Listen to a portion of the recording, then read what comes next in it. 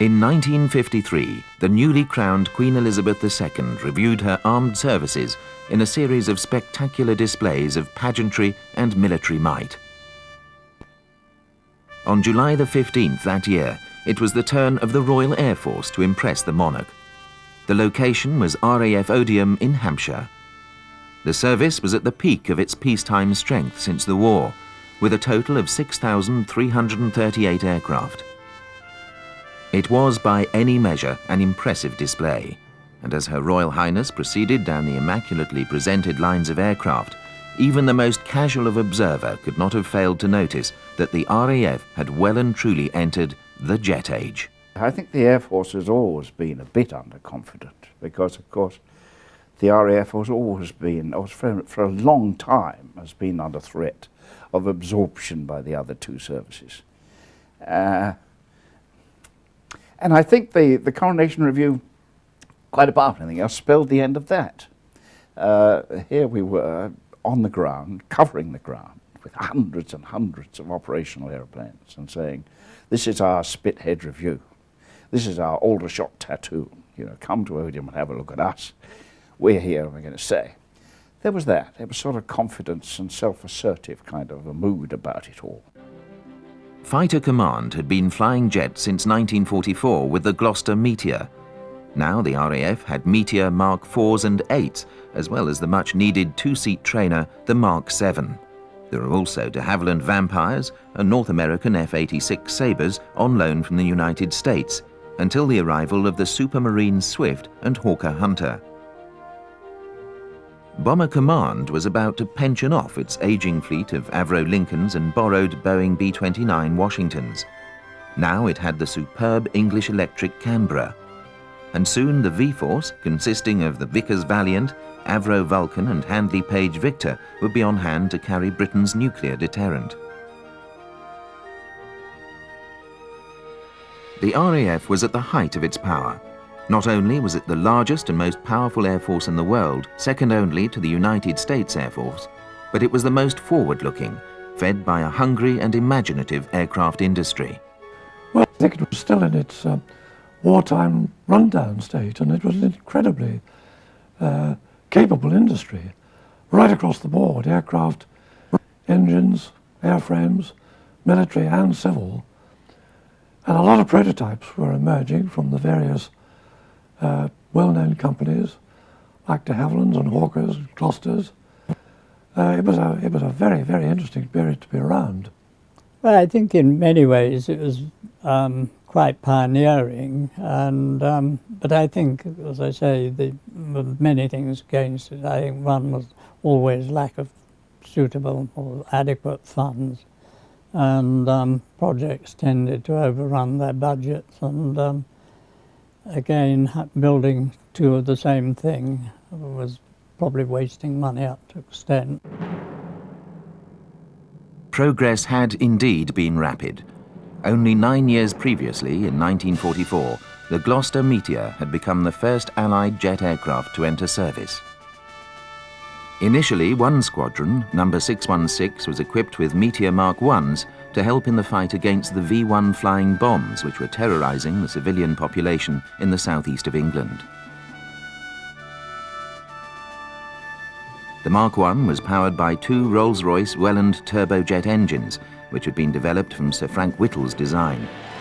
With a top speed of around 415 miles an hour, the Mark 1's performance was little better than the best piston-engined fighters of the day.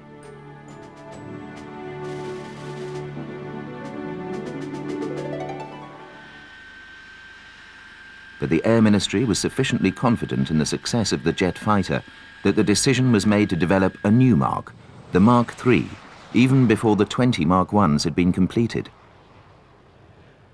Initially, the Mark III had to make do with the same Welland engine as its predecessor, but by January 1945, 616 Squadron received the new Mark III powered by Rolls-Royce Derwent engines. With the new type came a move to Belgium, where the squadron was attached to the 2nd Tactical Air Force and tasked to fly ground attack sorties.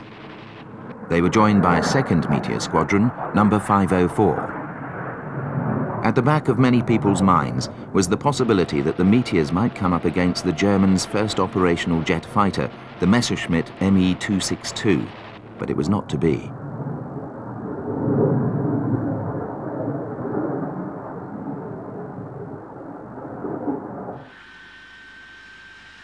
The Mark III remained in service until 1948, when it was replaced by the Mark IV. The Mark IV was faster and stronger than the previous Marks, having uprated Derwent engines which gave it a top speed of 580 miles an hour at 10,000 feet. The first Meteors had what they call a short squat nacelle, which limited the maximum speed, the Mach number. And then they brought out what they call the long-nose Meteor, very much extended pods with the engines in, which increased the limiting Mach number considerably. 2 years later, the Mark IVs were superseded by the Mark VIII, which became the RAF's primary day interceptor from 1950 to 55. The F-8 equipped 19 fighter command squadrons, as well as 10 squadrons of the Royal Auxiliary Air Force.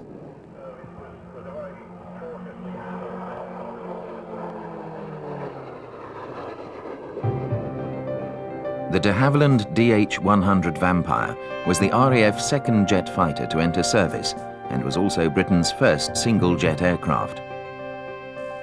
Remarkably, it took just 16 months from the commencement of detailed drawing to first flight in September 1943. It was powered by de Havilland's own turbojet design, the Goblin, which had begun life as an alternative to Whittle's engine at a time when it had been beset by production problems during 1941 to 42, before Rolls-Royce intervened. Although diminutive in size and despite modest performance, the Vampire would become a popular aircraft. I was still in the Air Force in 1944 when I was asked to go and fly the earliest Vampire that was then at Farnborough. And that was the first jet that I flew. And there's no shadow of doubt that it was a marvellous way to be driven through the sky by a jet, extremely smooth and rather fast.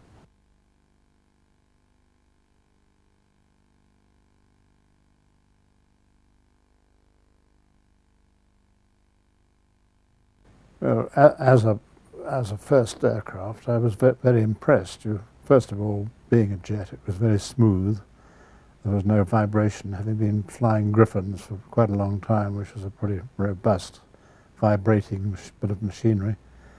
To have this dead smooth power there with tremendous acceleration on the takeoff, and sitting up in the cockpit, where instead of having a couple of tons of machinery in front of you and so you couldn't see much, you had a marvellous view of the runway.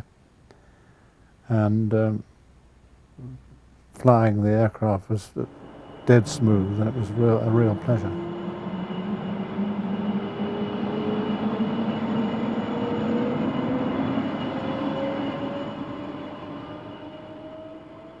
The Vampire was by far the pleasantest and most nicely balanced of the two to fly. It was a kind of jet-propelled Tiger Moth. Small, light, responsive, terribly intimate. I mean, you know, your shoulders were almost wider than the fuselage, and a lovely aeroplane. If you had to have a little jet aeroplane of your own to run, I would choose either the Vampire or the Seahawk, I think. It was really lovely. The Meteor, on the other hand, was big, heavy by comparison. 2 motors with all that entailed. Not as responsive by any means as the Vampire, but of course a much more capable airplane in terms of performance. The Vampire had 3,000 pounds of thrust, the Meteor had 2 times 3,500 pounds of thrust, so there was a lot more performance there. But the Vampire did not enter RAF service until 1946. Number 247 Squadron was the first to receive them, with 54 and 72 squadrons joining 247 at RAF Odium to form the first Vampire wing in September 1946. I actually converted from the latest, or the last of the Spitfires, straight onto Vampires jets. That was in Hong Kong, and that was in 1950. I had grown to love the Spitfire we were flying then, which once again was a fighter reconnaissance aeroplane. It was the Mark 18 with the Griffon engine, with a superb performance and so on.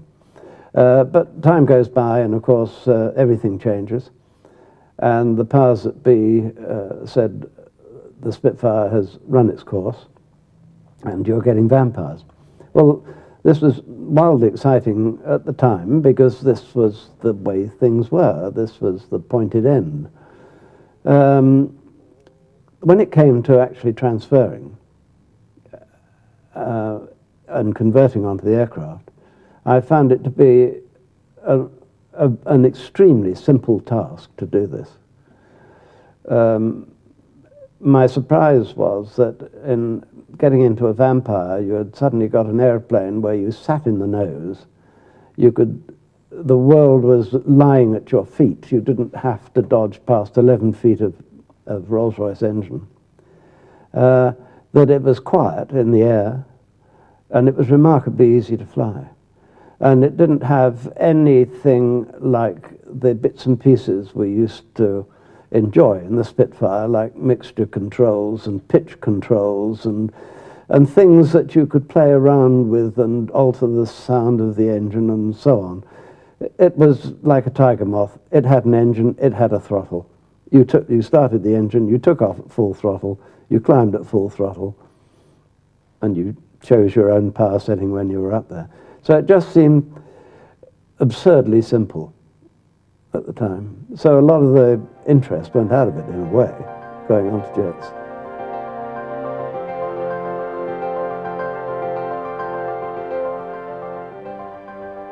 Development of the type continued with the Mark III, replacing the older versions in RAF service in 1948. The Mark III formed the basis of export versions, which were sold and manufactured under license in Norway, Canada and Australia. The Vampire's potential was underlined further when, in 1948, 6 aircraft from 54 Squadron made the first transatlantic jet flight under their own power.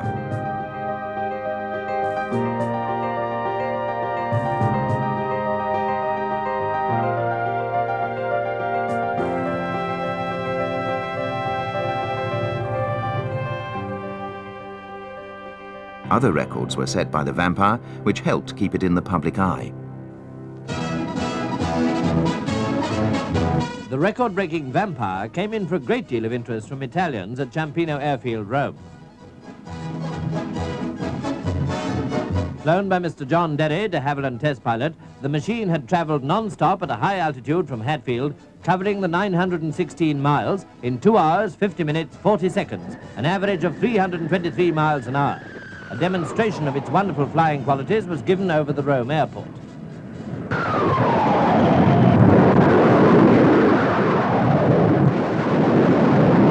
It's reported that there is a possibility of Vampire jet planes being produced under license by Italian firms.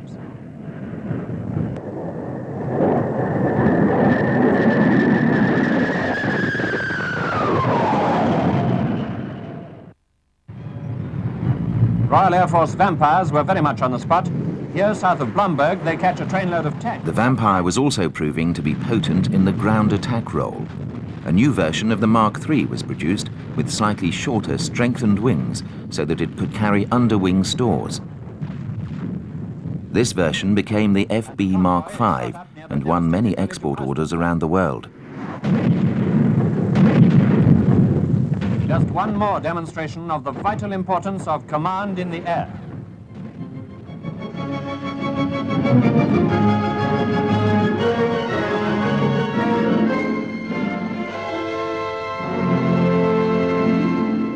Vampire and its successor, the Venom, were seen as ground attack airplanes, as tank-busting airplanes, if you like. Whereas the Meteors were seen as air defense airplanes only. There was never a ground attack version of the Meteor except a private venture by Gloucesters. The Air Force had no interest in a ground attack Meteor, simply because the Vampire was the more agile thing. It was the kind of airplane you'd want to be here, squeezing around among tanks near the ground.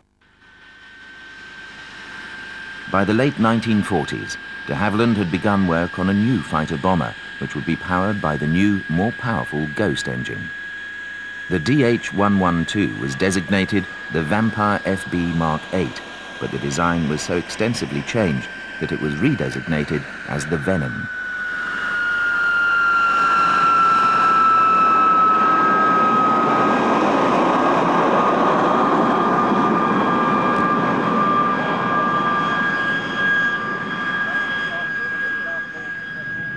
One of the most noticeable features that identified the Venom easily from the Vampire was the shape of its wing.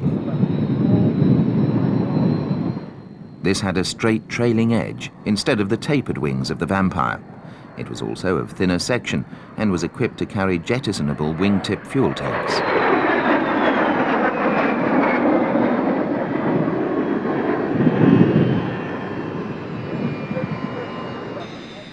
Its armament was the same as the Vampire, 4 20mm Hispano cannon mounted in the belly. It was also able to carry up to 2,000 pounds of bombs.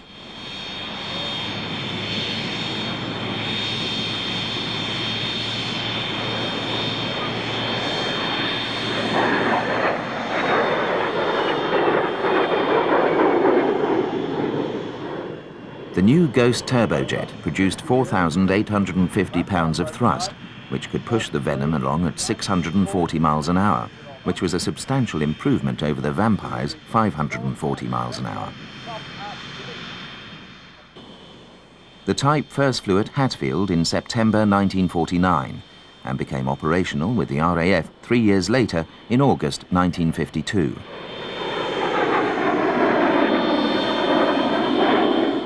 "19 RAF squadrons in Germany, the Near and Far East were equipped with the Venom, and it won many export orders from air forces all over the world.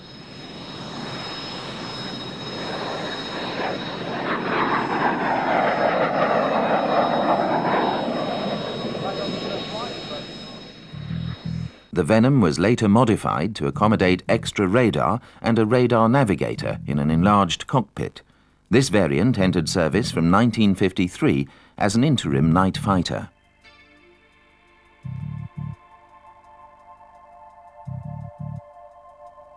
By the end of the 1940s, the first-line squadrons that made up RAF Fighter Command were almost entirely equipped with jets. Those squadrons still operating the last piston-engined aircraft were converting as soon as the new jets could be delivered.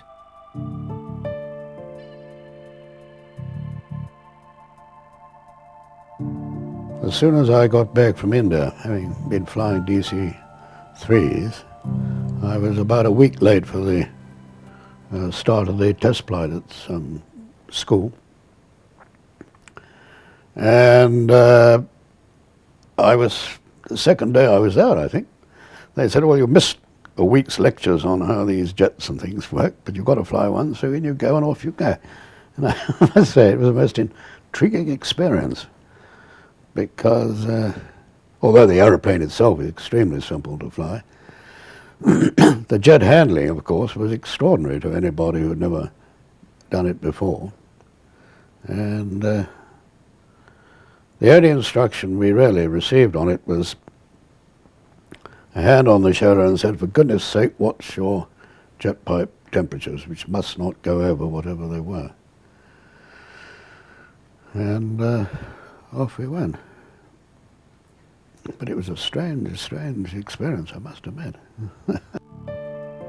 Training new jet pilots was potentially fraught with difficulty, as initially there were no dual-seat jets. There was no dual version of the Vampire, and Vampire pilots were trained by bringing them up in Meteors and sending them solo, in fact, once in a Meteor. And then you sat them in a Vampire, and tipped it up onto its main wheels with its nose wheel off the ground and said, "About there for landing," and patted him encouragingly on the back, and off he went. And that worked very well.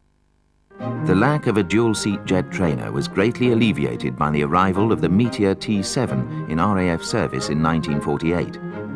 Originally begun as a private venture by Gloucesters, the T7 was based on the Mark IV with an extended fuselage to accommodate the enlarged cockpit. The aircraft was a great success, and over 700 were built for the RAF and Navy, as well as winning orders from overseas air forces. In 1952, the RAF began to take delivery of the new Vampire T Mark 11 trainer. The cockpit was basically the Mosquito cockpit grafted onto the Vampire airframe. Well, it was very uncomfortable. I didn't go much on it at all. We had in the past, as I said, been training these young men on the Meteor 7 to the point of them going solo and then giving them a pat on the back and sending them off in the Vampire with no duel. And so everybody was supposed to be glad that this dual version of the Vampire was coming in, but when it did come in, it was a gross disappointment. It was introduced with no ejector seats, which seemed ridiculous. Not only that, but it had a flat lid on the cockpit, which would have been very difficult to get out of wearing a parachute on your bottom and with no ejector seat. It was narrow across the shoulders, and the student and the instructor, whilst they could see clearly what one another was doing, were fairly inhibited in terms of their movement in the cockpit. And of course, although it did, I seem to remember, have an extra 500 pounds of thrust compared to the single-seat version. It was very sluggish. Not really a great success, but there we are. It was a side-by-side jet trainer that we were able to use right through for many, many years. It's just that it could have been so much better in the original concept. Well, I spent a lot of time instructing on the Vampire T11, which quite remarkably was the tiny Vampire fighter which had been stretched to take 2 people. I found that quite a stimulating business. I was actually a squadron commander, so I was looking after 2 courses at once. The syllabus was very extensive. And I think has since been changed considerably. But in those days, they tried to make everybody into a fighter pilot, whether they wanted to be one or not, in the first place. It wasn't, looking back on it, it wasn't really required. Why should a person whose ambition was to fly a Nimrod, why should he have to be able to do high-level aerobatics at 35,000 feet and so on? But that's the way it was, and everybody had to pass every facet of the course. And of course, you always had a percentage who simply weren't built to do that.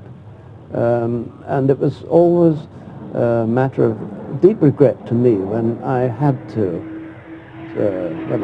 scrub a chap, simply because he couldn't do a particular exercise at high level, for instance.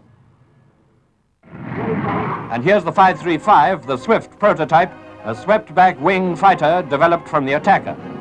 Seen here side by side at a preview before Farnborough, they make an impressive picture of streamlined speed and power. The Supermarine Swift had started life in 1946, when the Air Ministry began the process of looking for a replacement for the Gloucester Meteor. The Type 535 was the version which would enter RAF service in August 1952. It was powered by the Rolls-Royce Avon 114 turbojet, which meant that the Swift was capable of 685 miles an hour at sea level. And now the Vickers Swift, a descendant, as it were, of the Spitfire. But despite the impressive displays at Farnborough and detail improvements on later versions, the Swift was not a success in the interceptor role and was withdrawn from first-line use as early as 1955. The disappointment of the Swift was partially alleviated by the fact that the RAF had ordered one of the best jet fighters of the post-1945 decade, the North American F-86 Sabre. The real reason for getting the Sabres across was because the Vampires, Venoms, Meteors, were all out of date, really.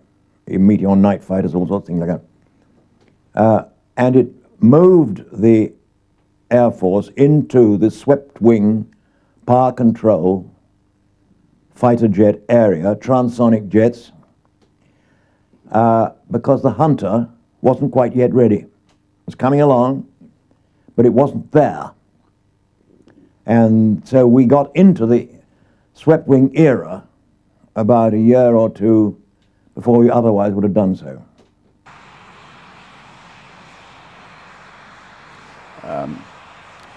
When you let go of the brakes, the aeroplane leapt off the brakes. That was a new experience for those of us who'd flown rounded corner airplanes with fat tires. This had, there was a lot more thrust there, and you felt it because everything was slicker.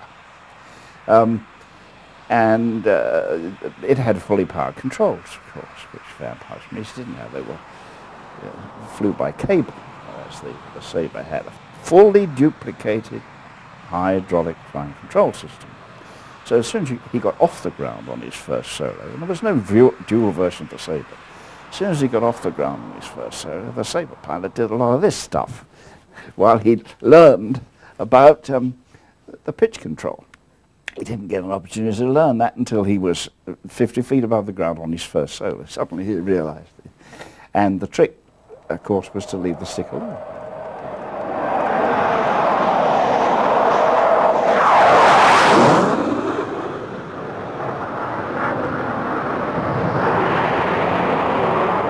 By the time the Canadian-built examples had arrived in RAF service, the Sabre was a 10-year-old aeroplane, but it had proven itself in combat in the skies over Korea, and any initial problems inherent in early versions of a new type had long since been ironed out. The Sabre was the RAF's first supersonic jet. The combination of its performance, coupled with the experience of pilots who'd flown in jet combat over Korea, led to changes in tactics. Because it was so much slicker, we could now get, and because we could get higher, we could now come in from above these Washington squadrons, you see, and we could go down through them and up again. We could yo-yo up and down through the enemy formations, and that was an amount of maneuver, amount of inertia, an amount of stored energy that you never had on the thick-winged Vampire Meteor pair. But on the Sabre, it was very maneuverable in pitch at high altitudes, that was entirely new. 430 Sabres were delivered to the RAF, but by 1957 they'd all been replaced by another truly great aircraft, the Hawker Hunter. Ah, the Hunter, my love. The Hunter came in, and at that particular time I had been transferred from Benson, the ferry business, to Bruggen, where the Sabres were. And the Hunter came in, and the Hunter was absolutely a dream aeroplane to fly. It fitted you like a glove and would do anything. You almost had to think what you want done, and the Hunter would do it for you. The first production Hunter first flew in May 1953 and entered RAF service in July the following year as the F Mark I. Powered by the Rolls-Royce Avon, it was the first of what would become Britain's most successful post-war military aircraft. It was also Britain's first military aircraft capable of supersonic flight, albeit in a shallow dive.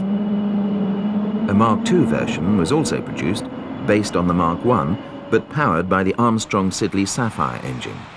But the early Marks were prone to problems of engine surge when firing their guns at altitude. The Hunter started off in Mark I and II form with the two different engines, with a lot of very basic faults. Cabin conditioning, demisting, de-icing of the cockpit, engine surging on the engine.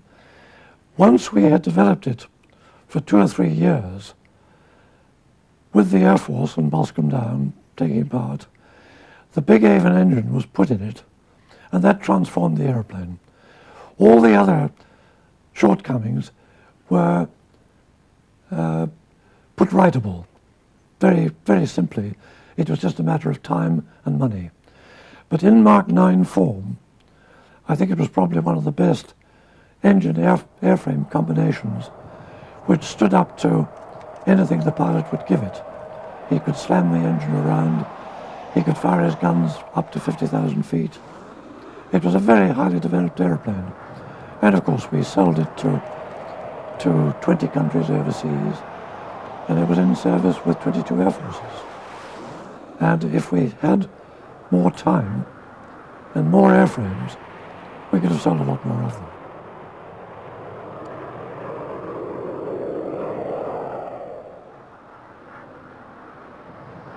The Hunter's reputation was greatly enhanced when, in September 1953, Neville Duke set a new world speed record, flying a Mark III powered by an Avon with afterburner. Neville Duke, flying a Hawker Hunter jet fighter from Tangmere, has set up a new world airspeed record, subject, of course, to official confirmation.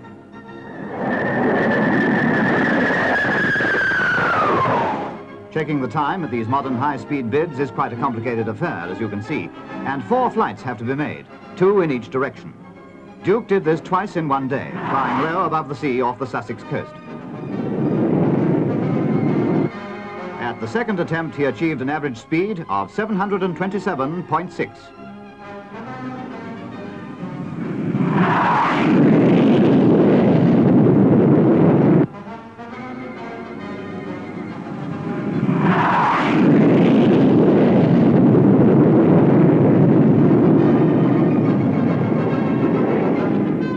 His wife, watching from a beach, must have been thrilled to see him do the victory roll when it was all over.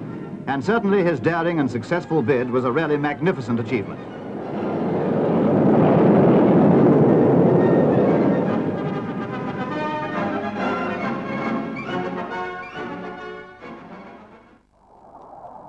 The Mark VI was the most produced version and began equipping squadrons in 1956 and had become the standard day fighter by 1958. Like its predecessor, the Mark IV, the Mark VI could carry a variety of stores on pylons under its wings. This meant that the 430mm Aden cannon could be supplemented with Britain's first guided air-to-air missile, the Fairey Fireflash. The problem of the engine ingesting spent ammunition casings that had dogged the earlier versions was solved by adding 2 bulges under the engine intakes. They soon became known throughout the service as Sabrinas. Sabrina was a big-breasted young lady in the entertainment world somewhere, probably Sunday night at the London Palladium on TV. And so if you just stood underneath the Hunter and looked up and half closed your eyes, you could definitely see Sabrina. And they were called Sabrinas for that reason. And everybody called them Sabrinas. I've no doubt they were called Link, capsules, Link collection, or something, but we all called them Sabrinas. Everybody knew what we were talking about.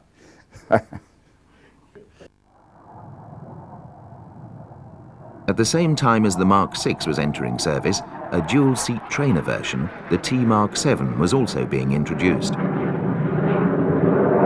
A total of 1,972 Hunters of various types were produced right up until 1966.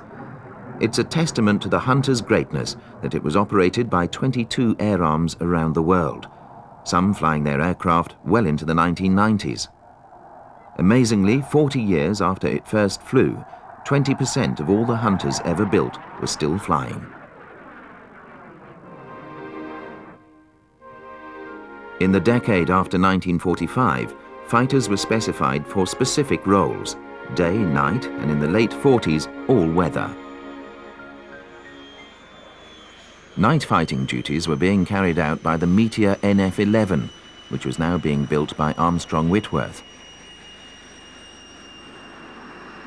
The NF-11 was created out of the marriage of the T-7 cockpit section with the Mark 8 tail. The wing was similar to that of the Mark I, but was modified to house 4 20mm cannon displaced from the nose. The nose was extended to accommodate the radar systems required for this kind of role. The variant was developed further up to a Mark 14, with uprated radar systems and a clear view canopy.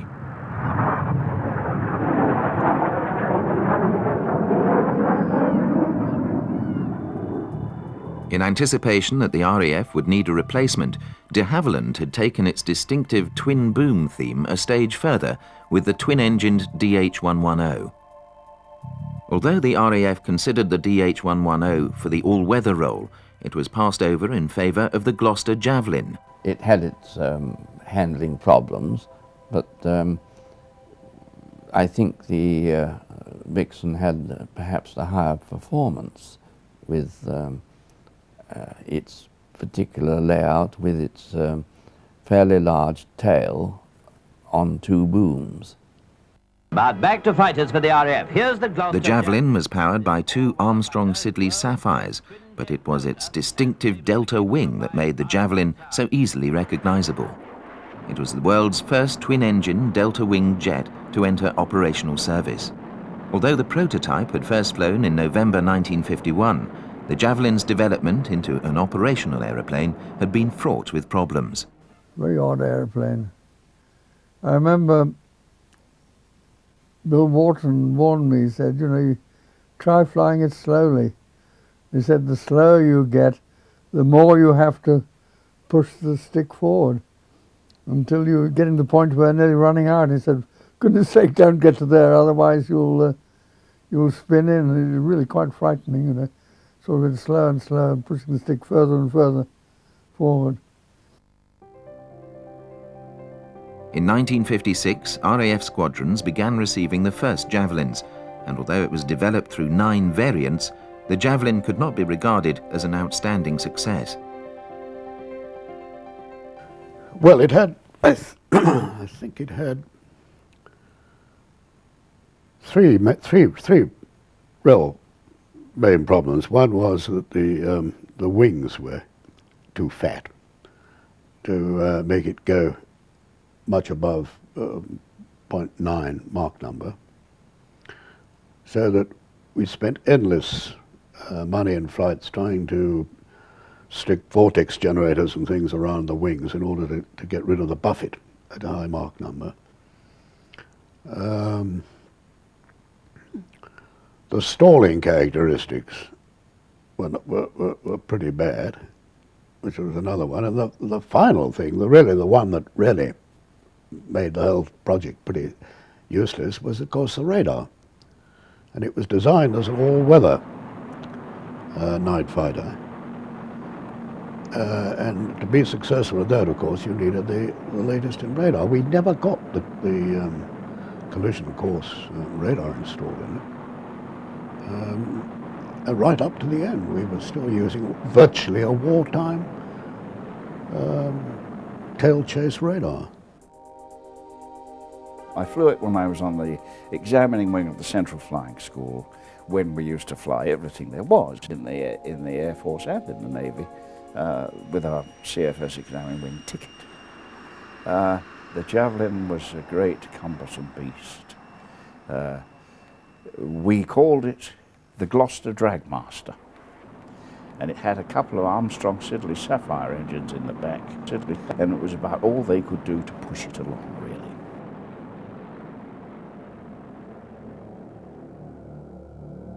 Throughout the late 1940s and into the 50s, the world was largely divided by 2 dominant political ideologies, those for or against communism.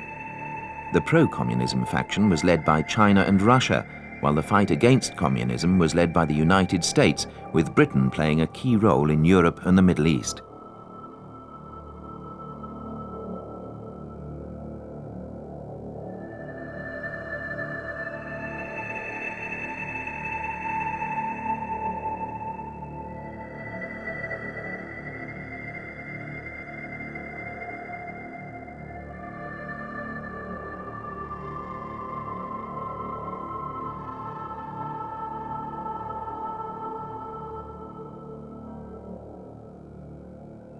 Tensions rose dramatically when the Russians sealed off all access to Berlin in June 1948. It took a massive airlift of vital supplies to the beleaguered West Berliners before the blockade was lifted the following year. But Western Europe would have to face the Soviet threat for decades to come. Initially, it was feared that whilst the West was licking its wounds after the end of the Second World War, Russia might launch a large-scale conventional attack. As Fighter Command's task was the aerial defence of Britain, it had to address some fundamental issues. Were there enough aircraft to oppose large numbers of Russian bombers? What was the state of Britain's air defence systems? The decision was taken to make great efforts to bring the air defence system up to scratch, reopen radar stations, provide more manpower, and form additional squadrons. Massive exercises were carried out with Boeing B-29s of the United States Air Force and Lancasters and Lincolns of RAF Bomber Command acting as the enemy. The fourth type of attack I want to demonstrate to you is the frontal beam attack. In this case, the fighter positions himself 5 miles ahead, 3,000 yards out on a parallel course. He turns toward the B-29. Tracking is started at 1 o'clock at a range of 2,000 yards. He opens fire at 1,200 yards at 2 o'clock and continues until 4 o'clock at 700 yards. The fixed gun sight had to be used with a deflection of between 4.5 and 5 radii. We found that the Meteor 4 was unsuitable for this form of attack due to its inability to track the B-29 below 1,000 yards. The Vampire, with its better maneuverability, could track the B-29 down to 700 yards. It was also found that the fighter presented a very difficult target to the bomber. This attack, however, was found to be very difficult for the pilot to execute without considerable practice. For these reasons, this attack is not recommended.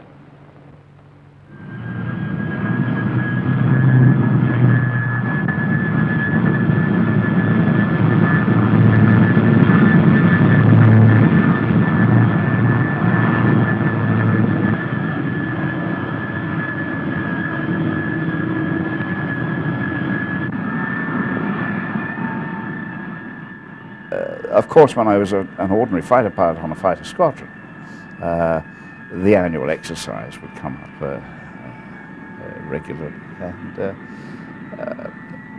it was an exciting time. You often got detached. I can remember one called Exercise Beware, where we were detached to an airfield that was practically disused, and part of the exercise was to regenerate it. And so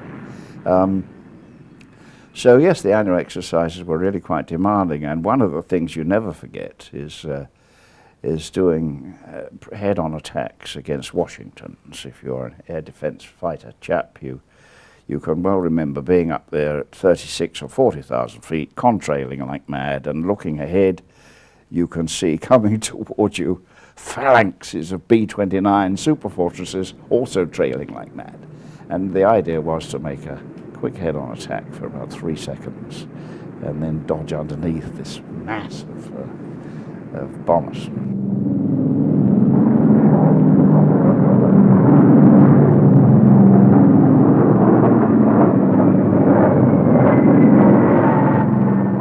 This mass formation business was, as we understood it, the way the Russians planned to operate the Tu-4, which was what they called the Washington, or B-29.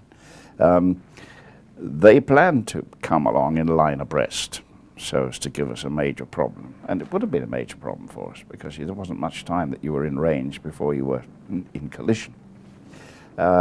So that seemed to be based on good intelligence about the Russians' intentions, and that was what we were practicing against, out there in the middle of the North Sea somewhere. It bristled with guns. That was one of the difficulties about attacking it. Secondly, there wasn't much attacking time. If you were to avoid the guns, you had to do it head-on. And if you were going to do it head-on, you had a very, very short time to fire your guns before you hit the enemy anyway. And thirdly, of course, because of the way they flew, there was a great deal of mutual support in terms of their multitude of guns. And so, yes, it was a very difficult target. Bombing up Washingtons, which are American B-29s taken over by the RAF, is just one angle on Exercise Pinnacle. And Exercise Pinnacle is the biggest test of Britain's air defences held since the war. Mock attacks have been carried out on different areas by night and day in a full-scale peacetime battle that has been fought out over many days.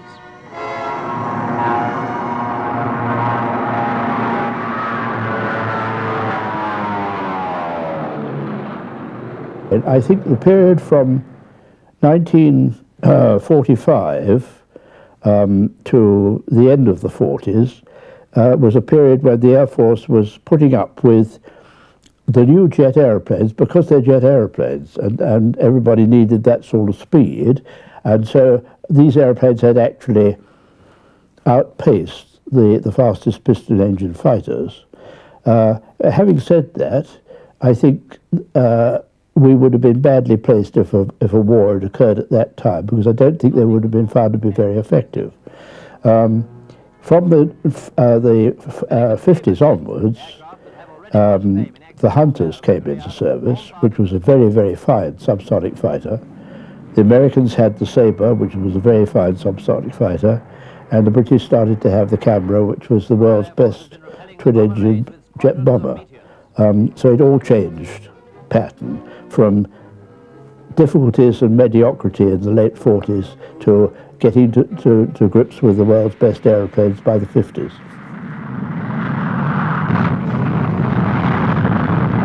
In the ops room, the work is as realistic as if a modern Battle of Britain were being fought. Fox 3240, 3240, hostile 235, 3 plus at 22. And here another raiding force is attacked, Meteors intercepting Lancasters.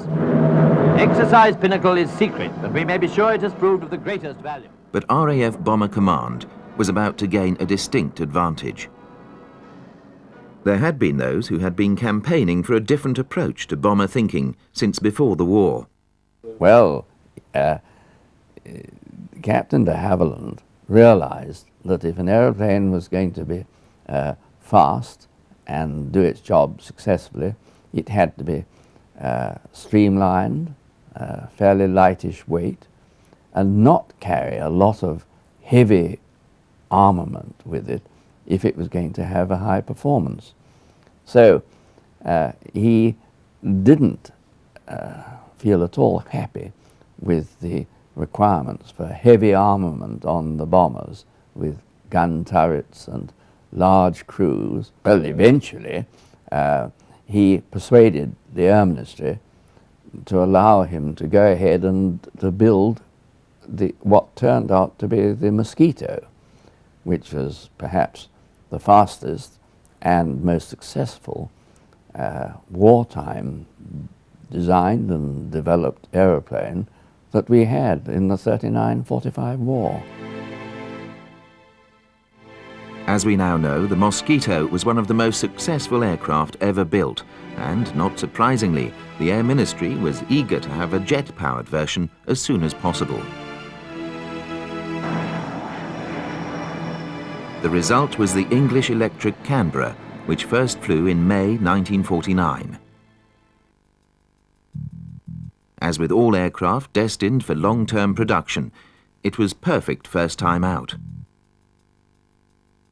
The first RAF Canberra was delivered to 101 Squadron in May 1951. As with the Mosquito, the Canberra was designed to operate both fast and high enough to dispense with defensive armament.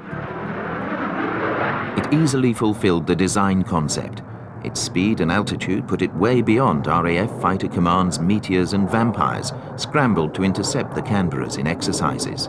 With the Canberra, in 1950, we doubled the performance of Bomber Command, which at that time had 300-mile-per-hour Lincolns. The Canberra was a 600-mile-per-hour airplane. The Lincoln was maximum operating altitude was around about 27,000 feet. The Canberra had an operating altitude of 50,000 feet and a ceiling of 55,000 feet. And so it was a quantum jump forward. But when the Royal Air Force, the rather unsuspecting Air Force, started to re-equip with Canberras in 1952, they exchanged their Lincolns, their lumbering old Lincolns, for these incredible Canberra airplanes, which had performance and maneuverability which was superior to the fighters at the time. So this was a culture shock for Bomber Command, and it was quite a problem for them. But in the fullness of time came the summer exercises, whereby traditionally Bomber Command would set up attacking forces coming in from the Low Countries to be intercepted by the fighter defences of this country. And it became very, very apparent that when the cameras came in, that the meteors weren't going to get anywhere near them. And progressively, the camera force was ordered to come lower and lower and lower until the meteors could actually catch them. And they actually had to come down to about 30,000 feet before they could do that.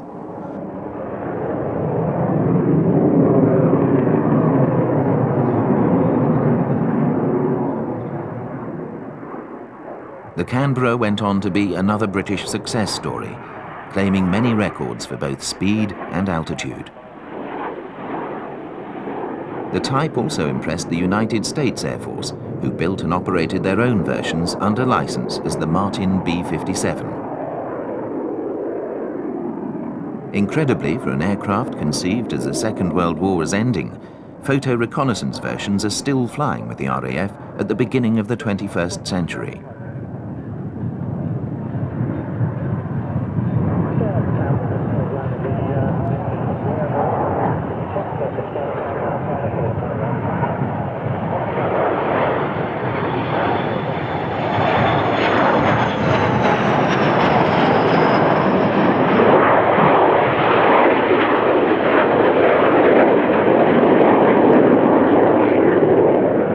The Canberra was RAF Bomber Command's first jet bomber. In 1955, it was joined by the Vickers Valiant. The Valiant had 4 Rolls-Royce Avon turbojets and was intended to carry out long-range bombing missions. It was also the first British jet bomber to carry a nuclear bomb, which was dropped over the test range at Maralinga, Australia in October 1956. The Valiant was the first of 3 new large bombers designed to carry Britain's airborne nuclear deterrent in what became known as the V-Force.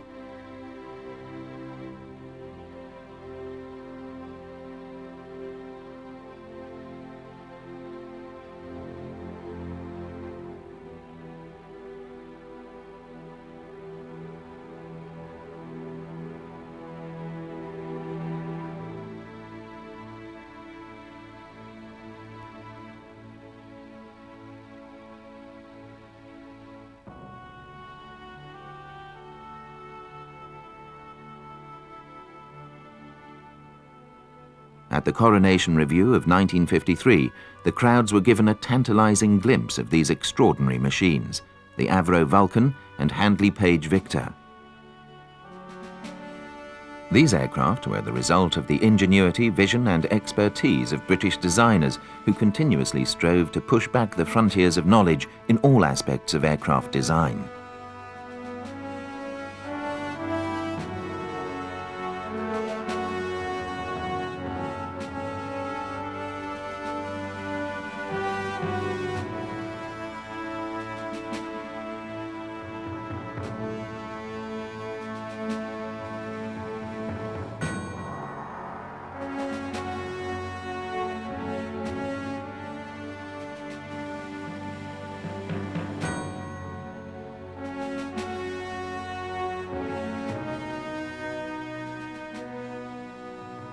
An early example of the British aviation industry's imaginative thinking was the de Havilland DH-108. The DH-108 program was to find a way of getting high performance out of a modern jet aircraft and learning all we needed to learn about the swept wing advantages.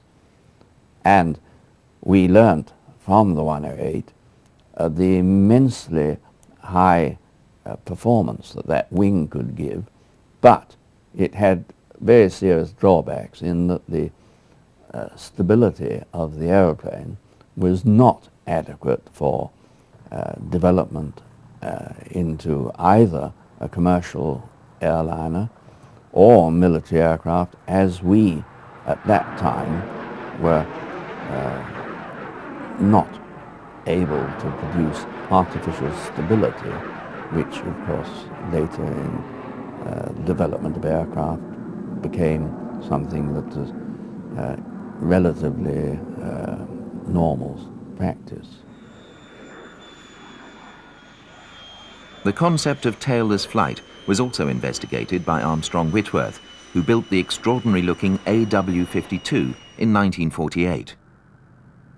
The thing which was most outstanding was the disharmony of the controls.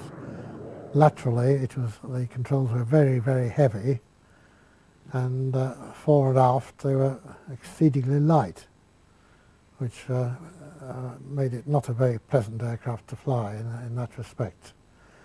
And in order to attain the degree of longitudinal control necessary, not only did it have to have large elevons, but it had movable sections of wing called correctors, which were hydraulically operated, which was in fact the section of wing ahead of the elevons, which was adjustable by the pilot symmetrically to give you control over the full speed range.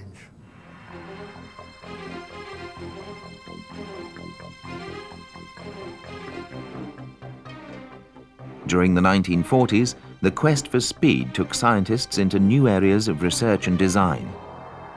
Captured German data and the arrival of German scientists and technicians in research establishments in Britain and the United States proved to be of great help, for Germany had been much more advanced in this area of research. A number of projects were begun to look at the properties of the Delta wing with a view to building Britain's first supersonic jet fighter.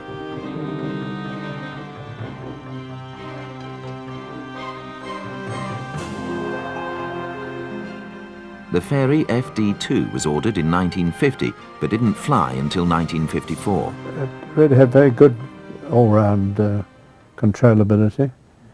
Unlike its predecessor, the FD-1, which was a very different animal, that was oversensitive and really quite a bit of a nightmare to fly. But we were expecting something a little bit like that when we first flew the FD-2, but it turned out to be a very gentlemanly, stable aeroplane.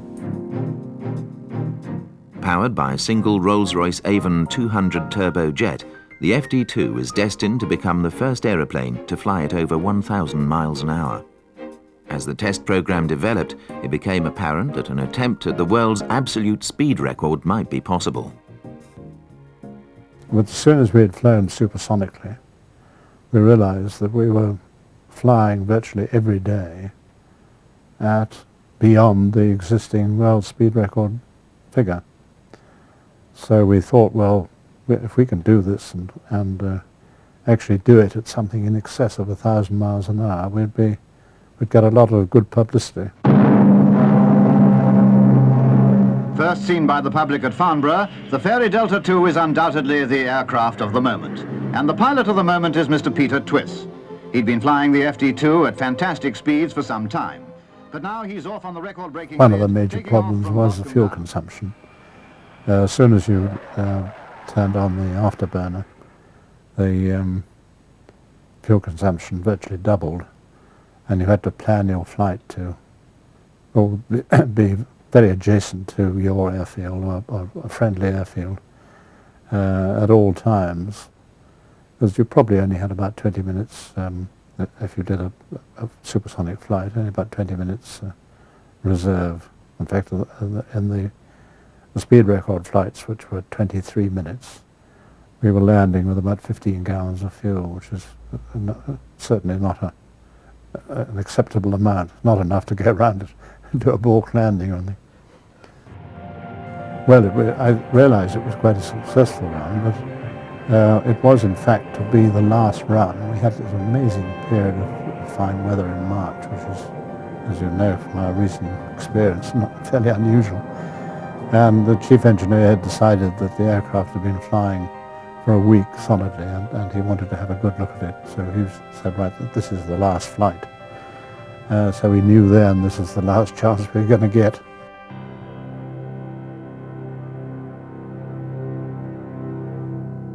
Two aircraft were built and both were remarkably reliable.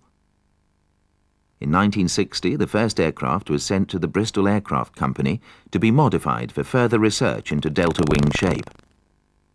Well, that was really the, again, an aeroplane for RAE, and they wanted to try and correlate their wind tunnel results with actual flight of a slender delta aeroplane, particularly in the transonic range, whereas they'd already had the little Handley Page airplane, which had a very unsophisticated slender delta wing, and other airplanes had been used. And because the FD2 was available, it was converted by the Bristol Airplane Company to this slender delta form, and as I previously said, it had other things done to make it usable in that plan. And I think it proved quite fairly conclusively that the wind tunnel tests were, as found.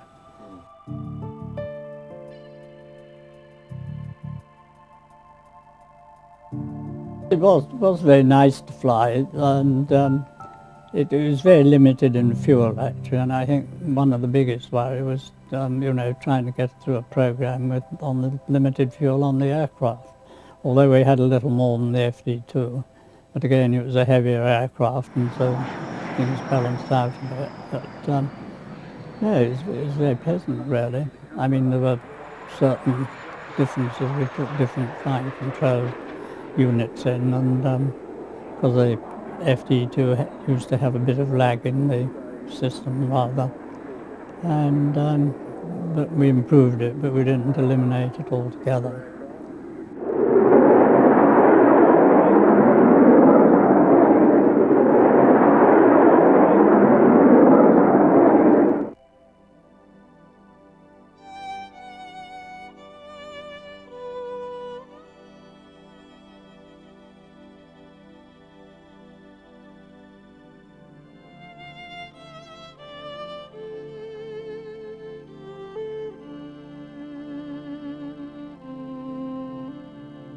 But with aircraft flying faster and faster, new materials were needed to build the airframes in order to cope with the stresses and heat generated by high-speed flight.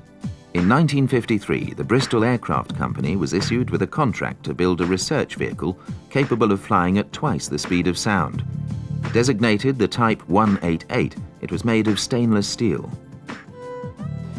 The objectives were to carry out research, both aerodynamic and engine development, at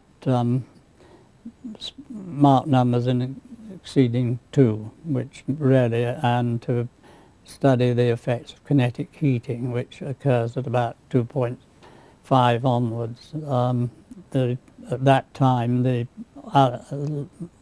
aluminium alloys were not capable of withstanding those sort of speeds, and this is why Concorde flew at 2.2 and limiting. And so they had to decide what they were going to build it with, and stainless steel at that time was the only material available. And so it was built of stainless steel, which was difficult to handle and shape and mould and every machine. So again, it didn't seem a practical proposition for future aircraft. And but the airplane itself flew beautifully. It was a very nice airplane to handle, and just as well, because we had a lot of trouble with the engine surging and so on, but we still were able to, up to a point, carry out our programs. Arguably, one of the most extraordinary results of all the research activity that was going on during the 40s and 50s was the Hawker Harrier, which today, as the GR7, forms a vital part of the RAF's capability.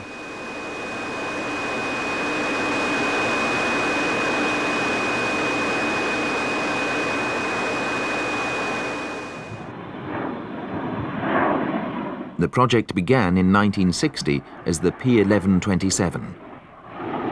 I can remember it fairly clearly because I was used as a bit of a guinea pig in that I was subjected to as little helicopter flying as I possibly could. In fact, I only did 3 35-minute trips in a helicopter at the Empire Test Pilot School, and then I got straight into the P1127 prototype. But one had to sort of concentrate extremely hard in those days on exactly what you were doing because it was all new. I just had to take what I was told as being the thing to do, concentrate and do what I was told. Completely new dimension. To be able to take the lift, the nozzle lever, pull it back and gradually increase thrust until the airplane was fully supported on the engine.